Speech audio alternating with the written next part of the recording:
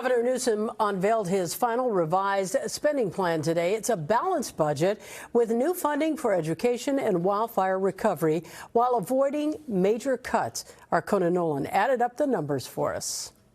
For Governor Gavin Newsom, the news conference was an opportunity to let it rip on those who have what he called California derangement syndrome, pointing out that the state's economy has grown 40% since he took office. We have no peers in the developed world, not just in the other 49 states. The San Francisco Bay Area representing well over half of the nation's investment in the development of artificial intelligence, which last year broke records, $106 billion. But there are economic headwinds, which Mr. Newsom says is a direct result of the policies of Donald Trump. Tariffs hitting ag exports. Down 64% in exports to China. The president's immigration crackdown. Worker shortages across the spectrum. Ask folks in the Central Valley or in the Central Coast. Ask folks in the construction industry that are trying to rebuild Palisades and Altadena. And the war in Iran. Donald Trump has increased the cost of gasoline by 52%. The budget balanced $350 billion, over $16 billion more than what had been projected in January. No major cuts. Spending increases include K-12 public education, over $28,000 per student, including a dramatic increase in special ed. $2.4 billion more.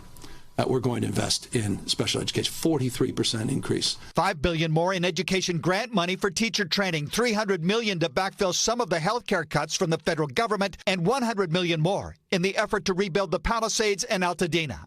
Republicans argued the budget ignores the fiscal problems ahead. That ongoing expenses are exceeding ongoing revenues out for several years. That problem existed before President Trump was elected. The budget now goes to the legislature, controlled by Democrats who already are talking about tax hikes to restore more funding to health care and other programs impacted by the Trump administration.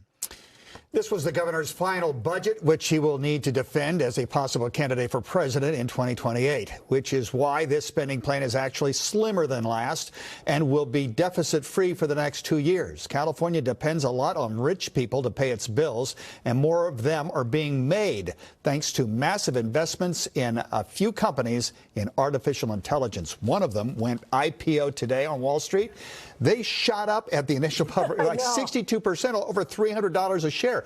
So what that means is when OpenAI and the others go with initial public offering, you're going to be making millionaires, more millionaires in San Francisco, which is great in some respects. It certainly drives up the rents in San Francisco, that's for sure.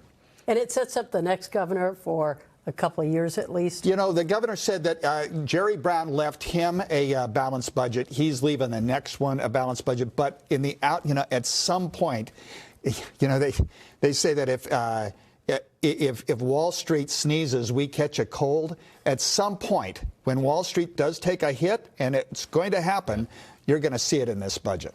All right. My pleasure. Conan, thank you.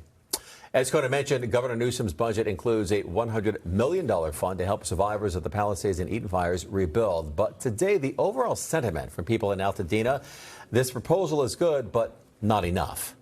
My family was impacted by ash and smoke damage, and we are currently living in a home that we are not sure how safe it is.